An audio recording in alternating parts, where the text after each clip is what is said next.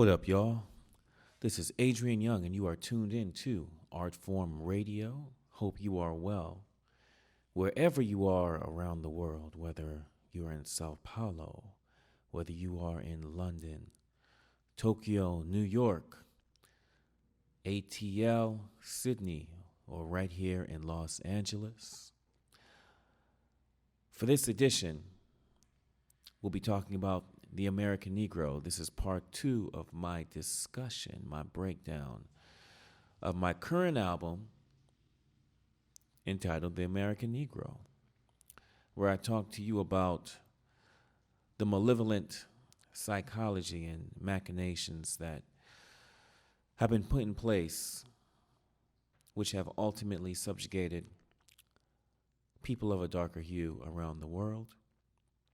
Again, with this album, the message is more important than the music, and that's why I want to break it down for you all.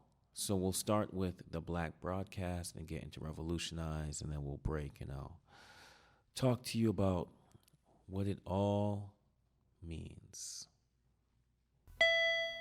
People are listening, and we are lacking leadership. Who are we going to listen to? What are we going to feed our own news cycle? It's our job to read the duplicity behind the words, but it's hard to understand a language we can't speak. We don't even have a nationally recognized forum to broadcast. All we see are the bulletins that highlight the codes, generating the sectarian DNA strain found in all racists. The only channel we ever had is our art, as long as we finance it. It's essential that we amplify the broadcast to eradicate the ignorance empowering the world.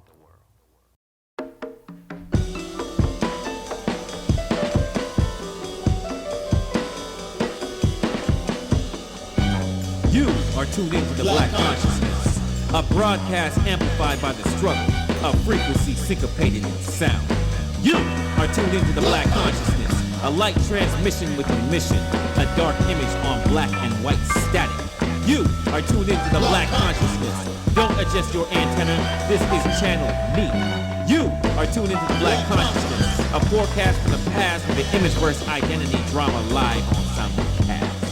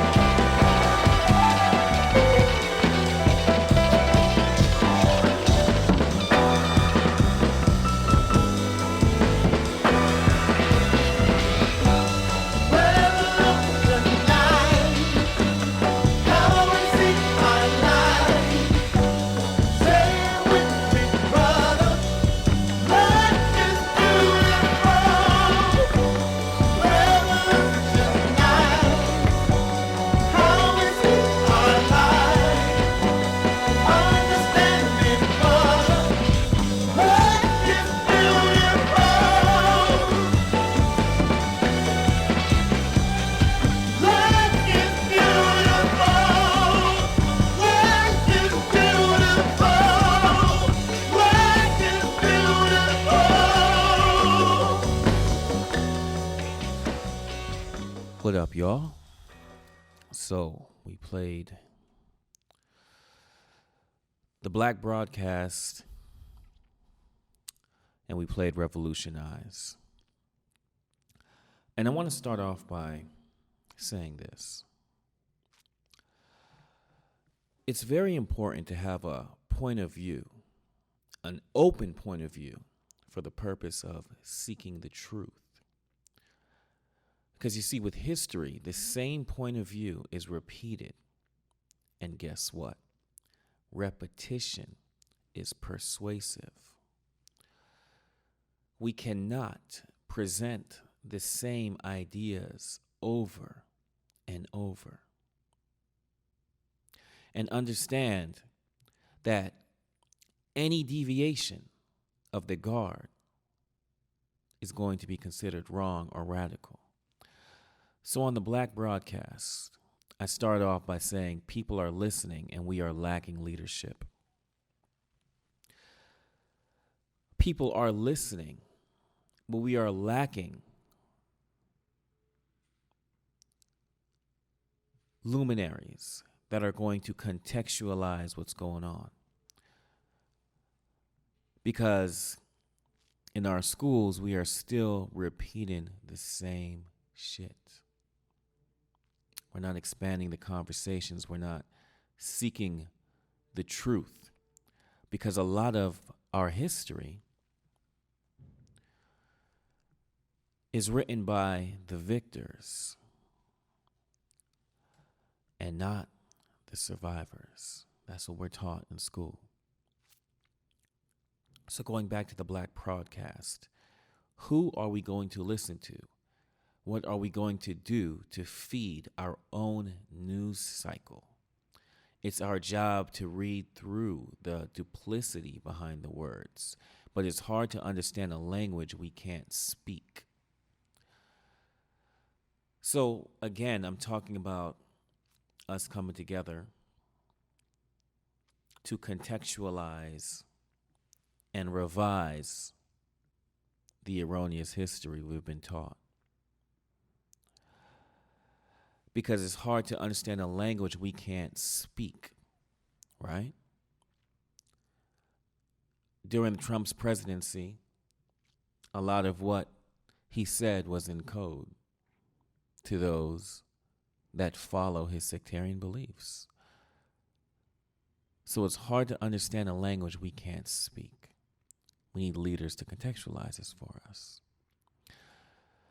Then I talk about we don't even have a nationally recognized forum to broadcast. This is because we don't run the major networks. We don't run major labels. All we see are the bulletins that highlight the codes generating the sectarian DNA found in all races. Sectarian, very narrow-minded, cult-driven perspectives that highlight the codes. That's Fox News, generating this sectarian DNA strain found in all races. The only channel we ever had is our art, as long as we finance it. It's essential that we amplify the broadcast to eradicate the ignorance empowering the world. It's essential that we amplify our own broadcast. Because we have a lot to say about the positions that we are in. It's up to us to finance our art so that it comes out, our message comes out the way we want it to be heard. And Revolutionized, that's a song about our Black consciousness. It's a song about how beautiful we actually are. I say, you are tuned into the Black consciousness, a broadcast amplified by the struggle, a frequency syncopated in sound. You are tuned into the Black consciousness, a light transmission with a mission, a dark image on black and white static. You are tuned into the Black consciousness. Don't adjust your antenna. This is channel me. You are tuned into the Black consciousness, a forecast from the past with an image first identity drama live on simulcast. This is me talking to you about my double consciousness. And this is something I spoke about in part 1, where when I look into the mirror, I see Adrian Younge. I see my black face. I observe my countenance. But at the same time, when I look at the mirror, I see myself through the eyes of white imperialism. I see myself, and I have to think about whether any of those caricatures that depict me, any of those overdetermined stereotypes are true. Like me being the face of evil in America, in the world. Like me being a feeble-minded creature. Like me lacking value due to eugenic principles. These are the things I have to deal with. These are the things that many of us that live life with a darker hue have to deal with. And it's unconscionable. But you have to understand that these are just the machinations that are derivative from us being of a slaveocracy. But the person that gets it the worst is the Black Queen. And we'll get into that now. This is Artform Radio streaming live on Worldwide FM, and this is me breaking down the American Negro.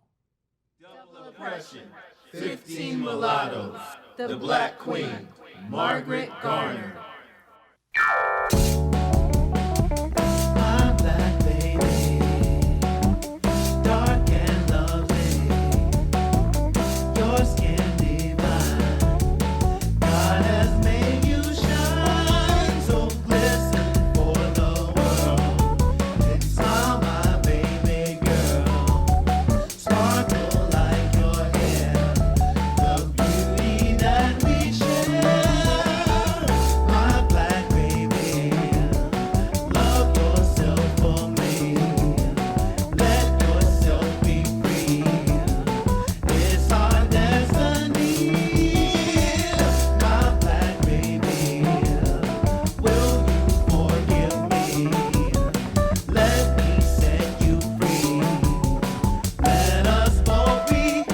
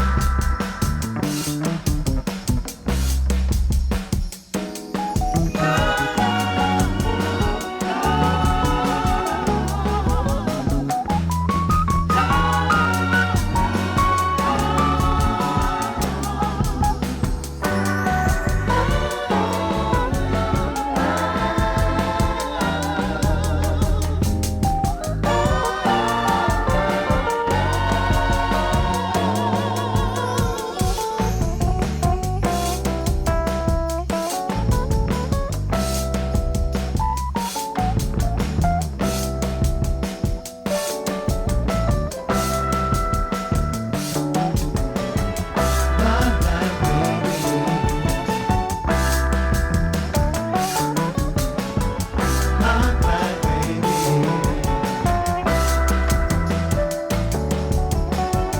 dark and lovely. My black baby, my black baby.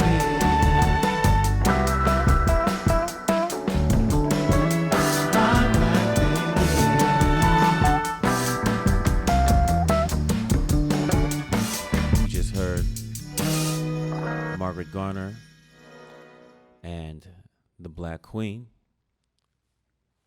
And I'll start off by breaking down the Black Queen. On the Black Queen, the group says double oppression, 15 mulattoes, the Black Queen, Margaret Garner. Now, double oppression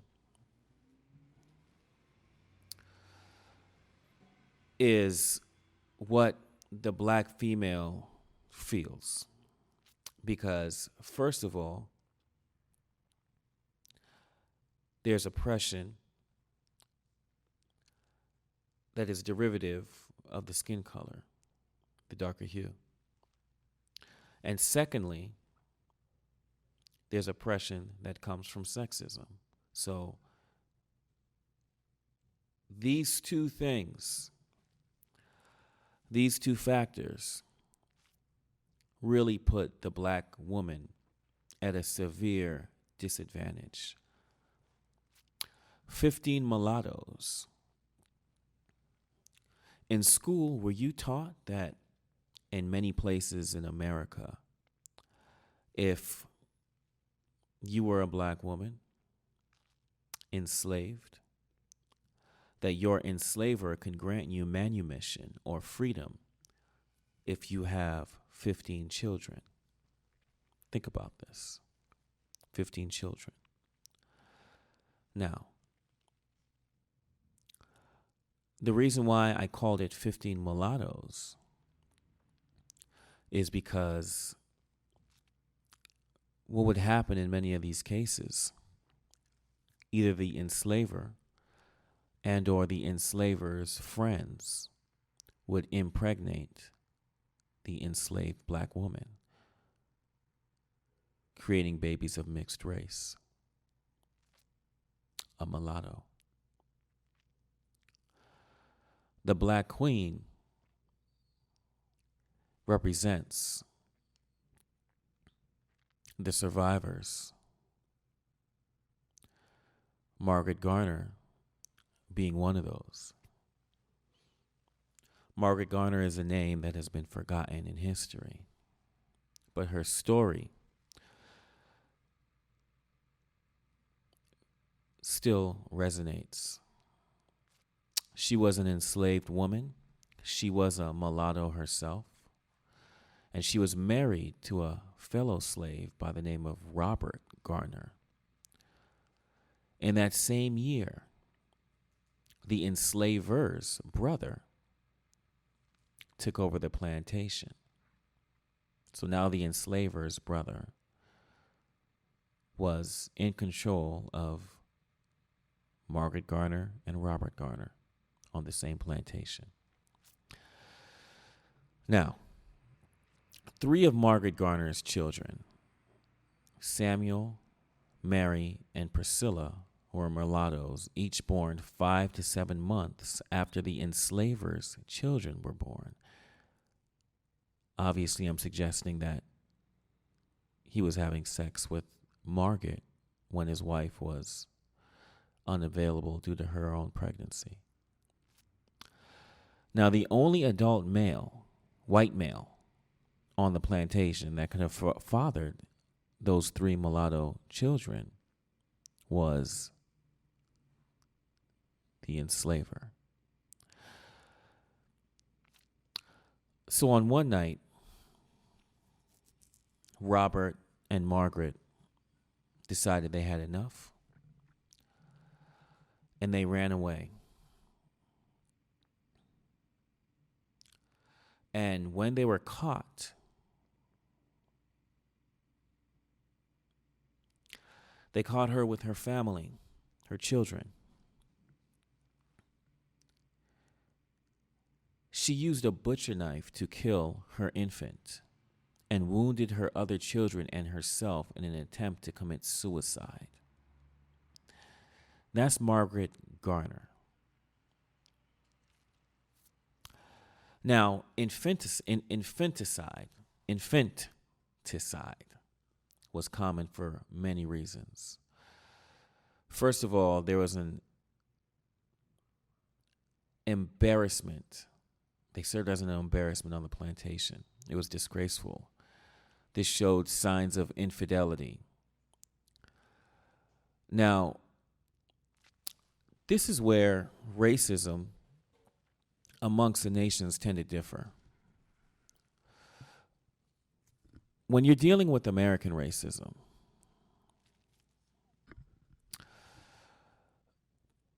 there were laws against miscegenation, marrying, being with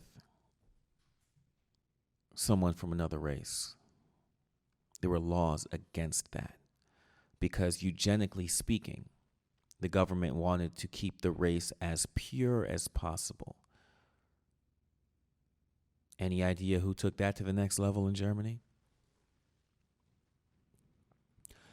But in Brazil, these mulatto children were not considered bastard children. In America, they were considered bastard children and did not have the same rights. They were often beaten or sold as they were the symbol, the face of sin. So yes, they had a lighter skin, but that lighter skin put them in a position of perennial ridicule.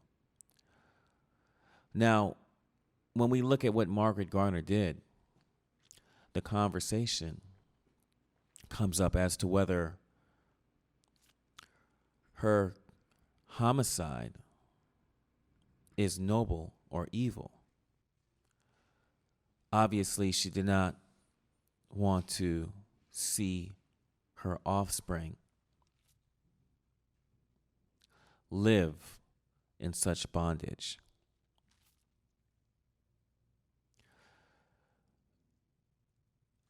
This perspective, this fear for the offspring is something that continues to today. As my mother always feared me leaving with my friends. We are targeted. We are not in the same kind of bondage, but we are targeted. Next up, I want to play for you Race is a Fallacy and Light on the Horizon. This is Adrian Younge. You are tuned in to Artform Radio.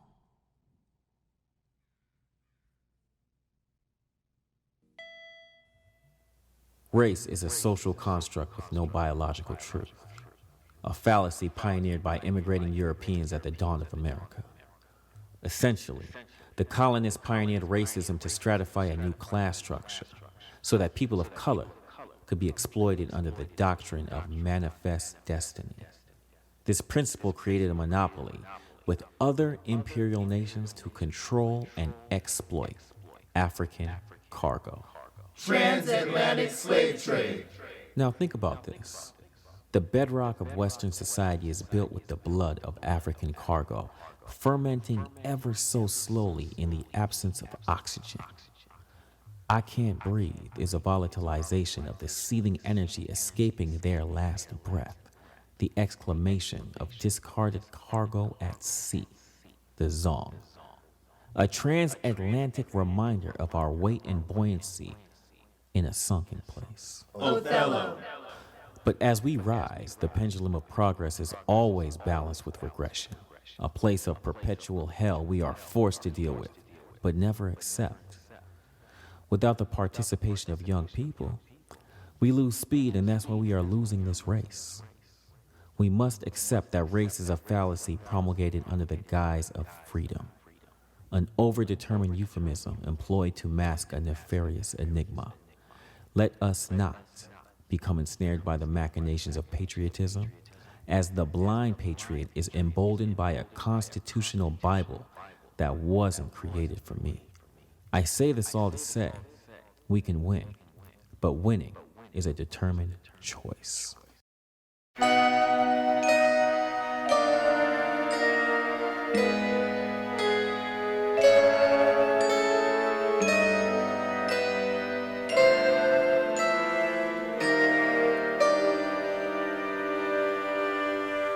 Didn't come this far just to turn back.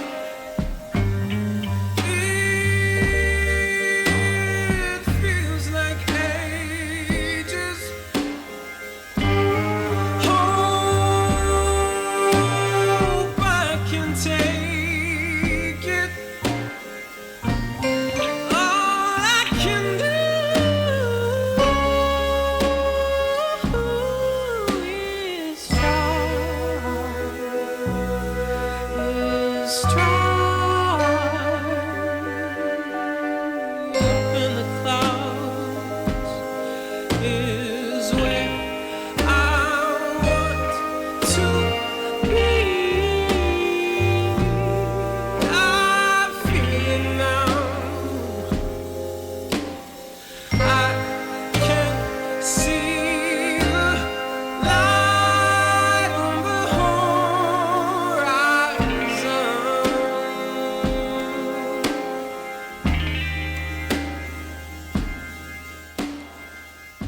That was Sam Dew singing Light on the Horizon. And before that, we were listening to Race is a Fallacy. But there's one more thing I did want to talk about regarding Margaret Garner and the choice of infanticide. So something that is interesting is that there is an obvious response to the murder of your own baby as desperation or a sad act, an altruistic act, in the sense that it was intended to save the enslaved children preemptively against hard labor, degradation, physical, sexual, and mental abuse. Now, you have to understand that America pioneered a new form of racism. I mean, yes, a new form of slavery, because racism is derivative from slavery. Slavery is not derivative from racism. And in this new form, slavery became hereditary. There's so much documentation to show how early bondage followed the indentured servitude tradition, where you worked for a period of years, and after you were released from your duties owed to your boss. And again, as I said earlier,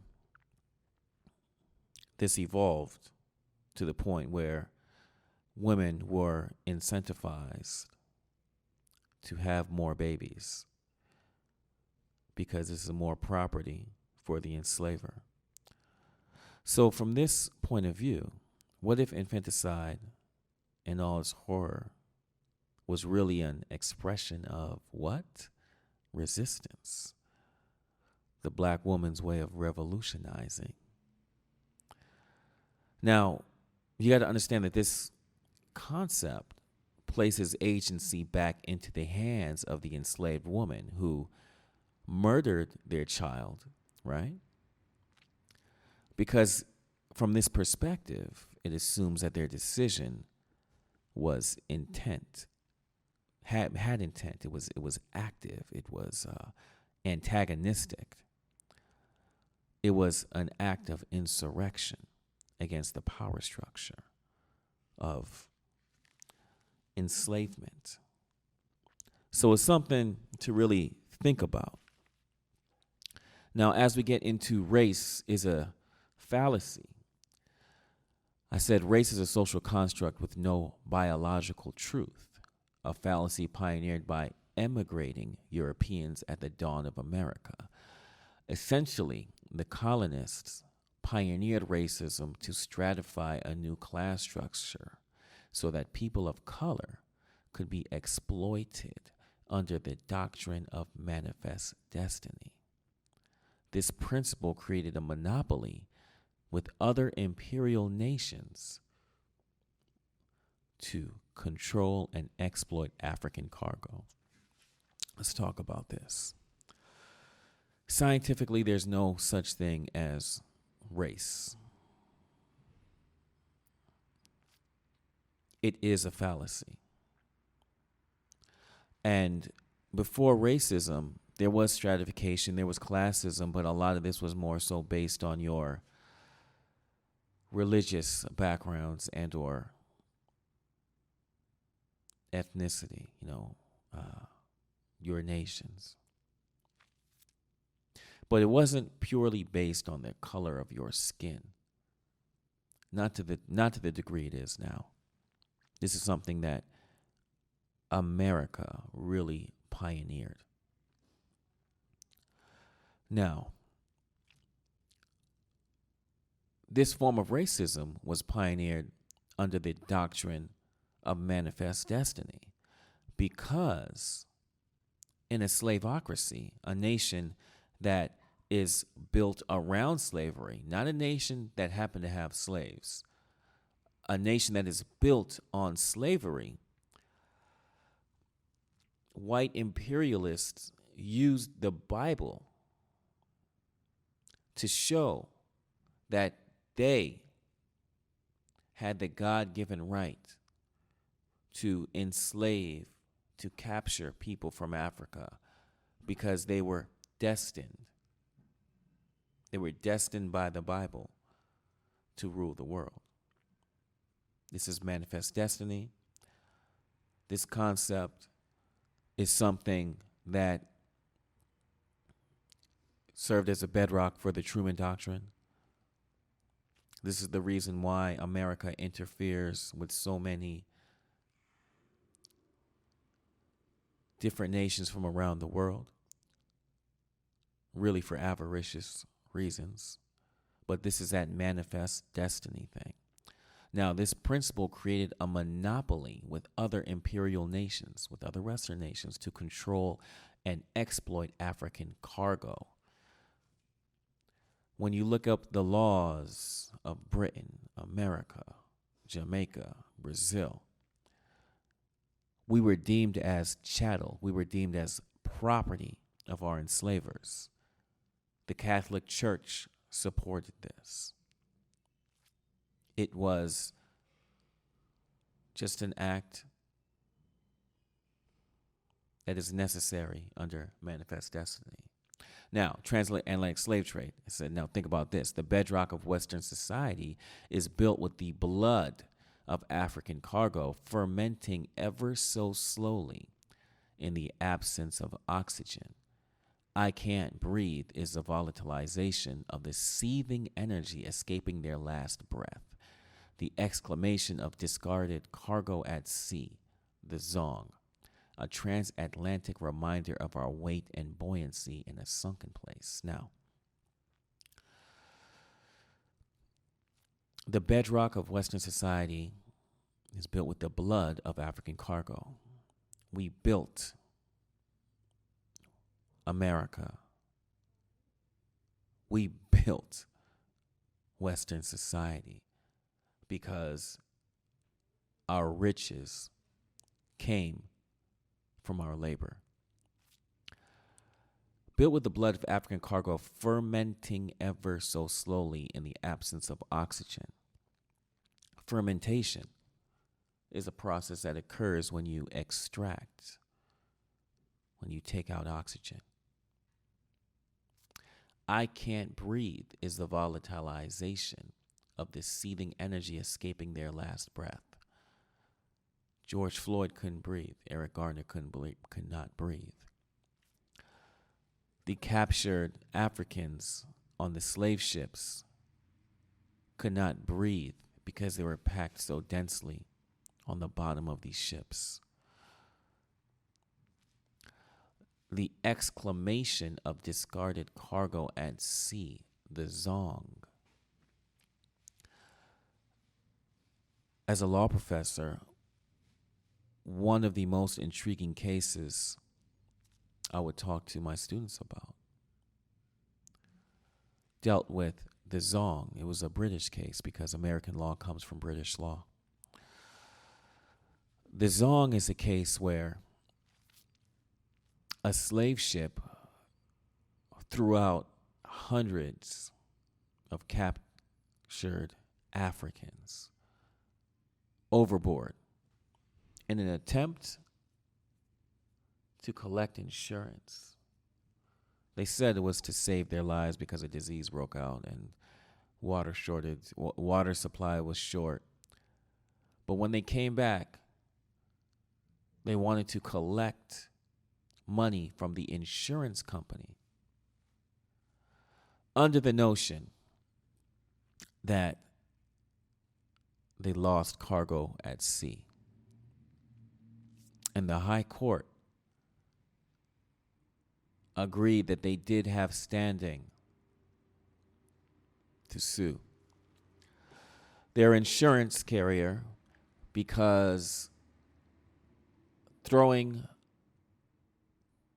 captured Africans overboard was the same thing as, and I quote, throwing wood overboard. It's merely property.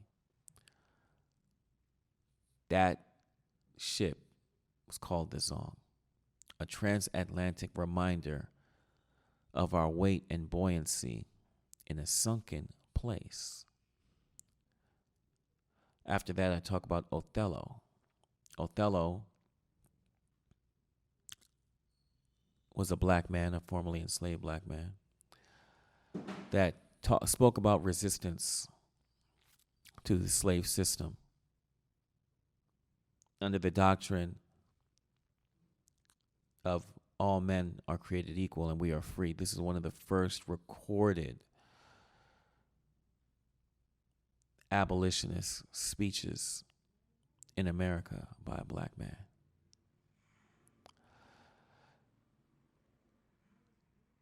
Let us not become ensnared by the machinations of patriotism, as the blind patriot is emboldened by a constitutional Bible that wasn't created for me.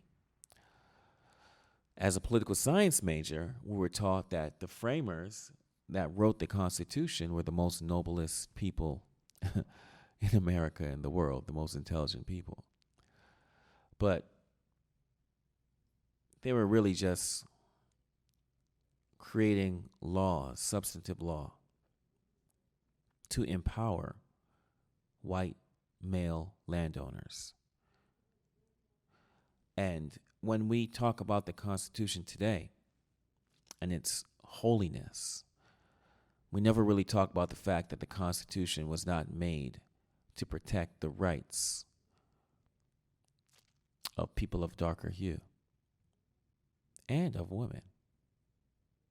So you should never be the blind patriot that looks at the American flag and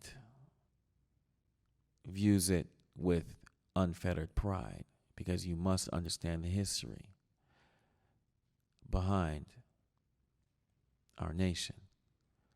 I say this all to say we can win, but winning is a determined choice. And it's up to us to make the world better. Light on the Horizon, a song by Sam Dew, is merely talking about the fact that we cannot live life with dead souls. We can't mire in the fact that things aren't as great as they should be, because we all have a job to do and we must see the light at the end of the tunnel. We must see the light on the horizon. Next up, I want to play for you a song called George Stinney Jr. This is Adrian Younge. You are listening to Artform Radio as I break down the American Negro. George Stinney Jr.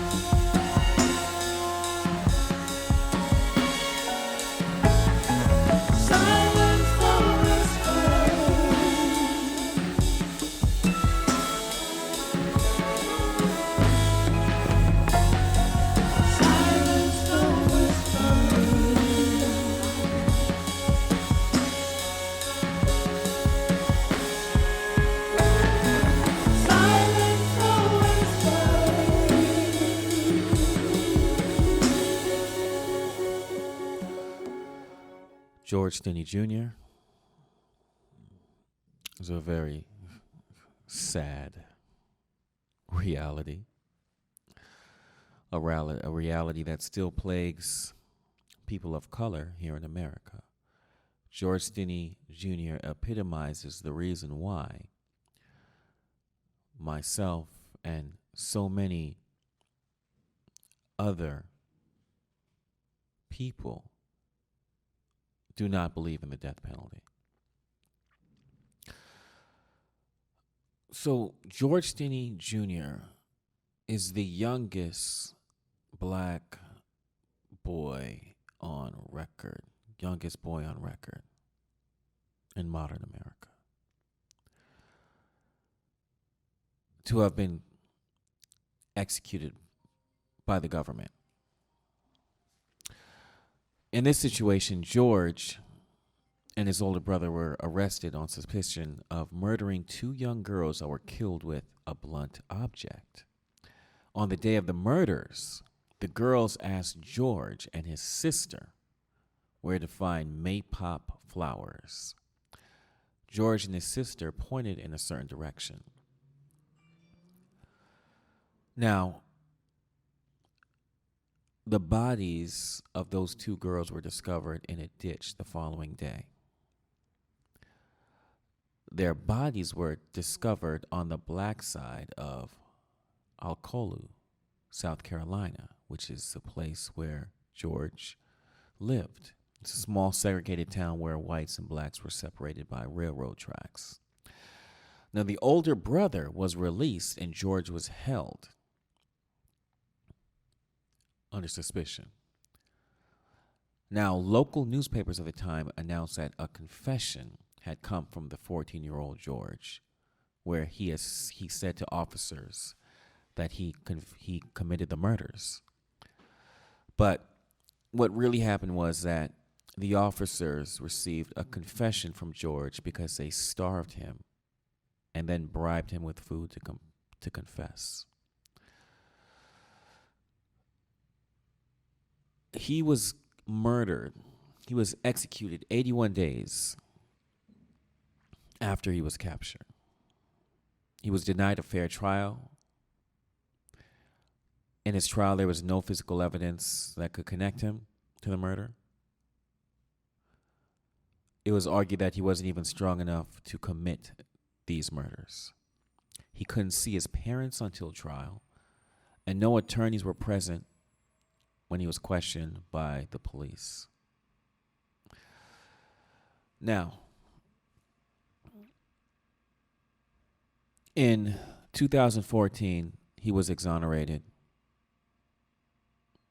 due to the fact that his conviction lacked due process. He was found to be innocent, but a 14-year-old was murdered because he committed the crime of being born black.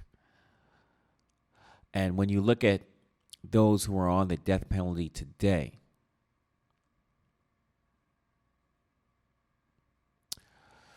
the great majority are black. And it's not because black people committed different crimes. It's that sentencing is arbitrary, it's subjective. And because of the overdetermined stereotypes that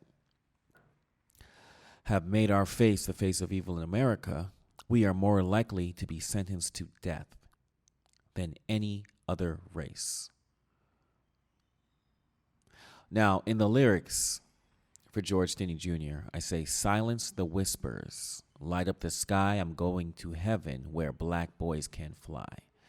Basically, I'm talking from the perspective of George sitting on the chair. Next, it says, an electric trip where Bibles boost me in the chair, raised by the forehead to cut off my hair. He was so small that they had to actually put Bibles on the chair for him to sit. And they had to raise his forehead to cut off his hair before they put on the helmet for him to be electrocuted. Then The lyrics go, raised in the desolate seasons that grow, maypops that kill little girls on the go. Maypops only grow during a certain season. And maypops that kill little girls on the go. He didn't kill these girls. They died trying to find these maypop flowers.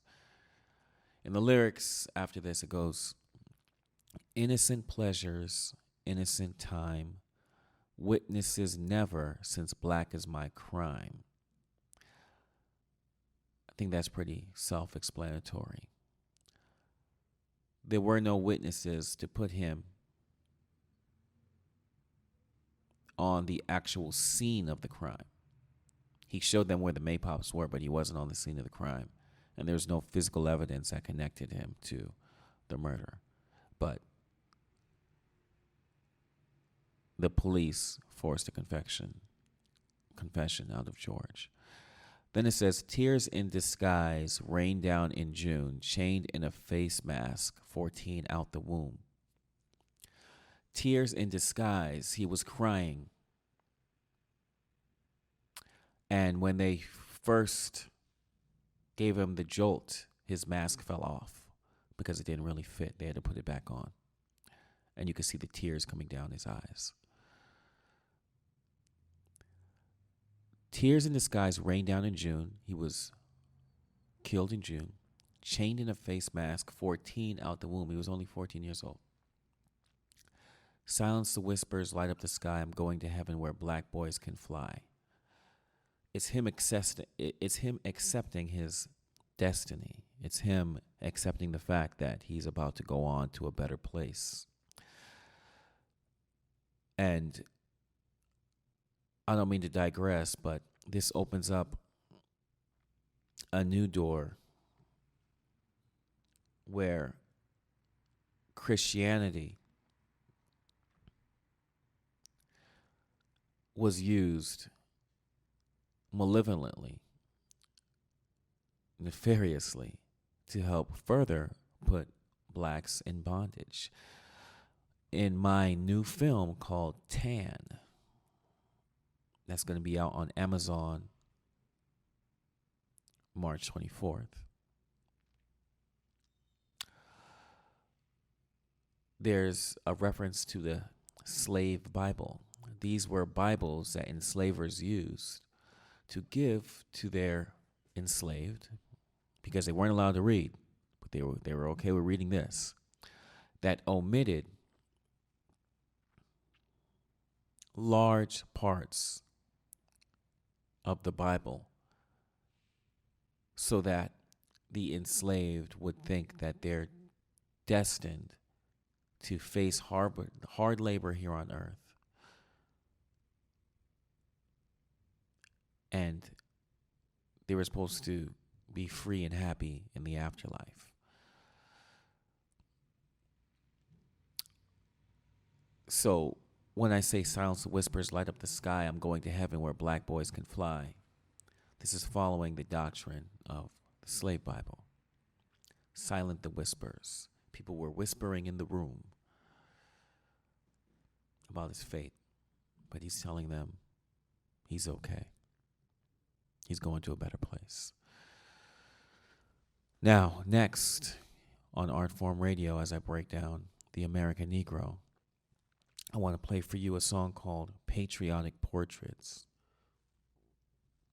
And before I play this song, I want you to look at the album cover of the American Negro, because this song depicts the album cover.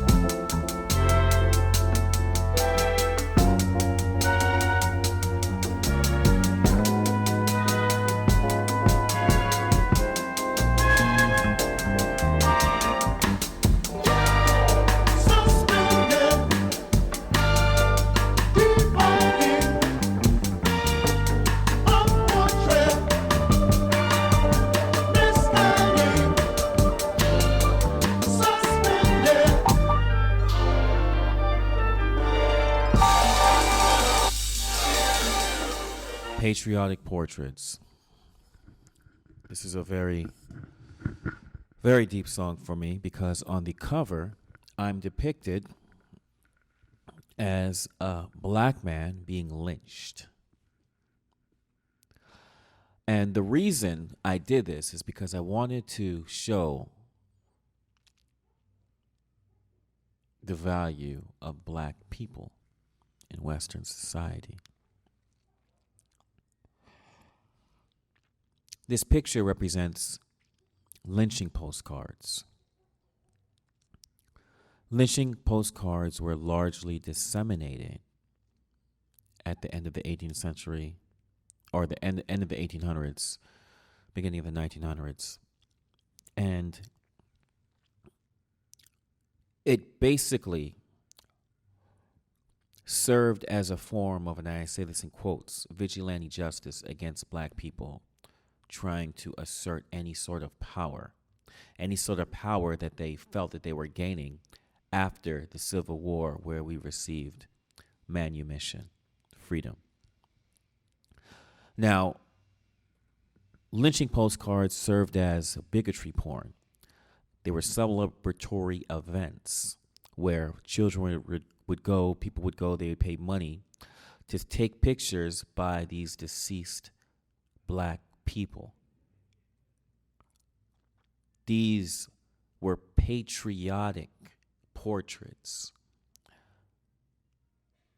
to show that black people should stay in their place.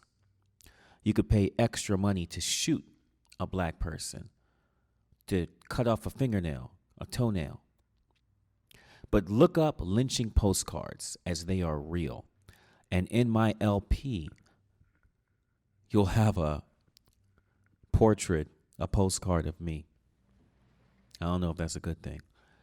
But anyway, thank you for listening to me breaking down The American Negro. Is out now.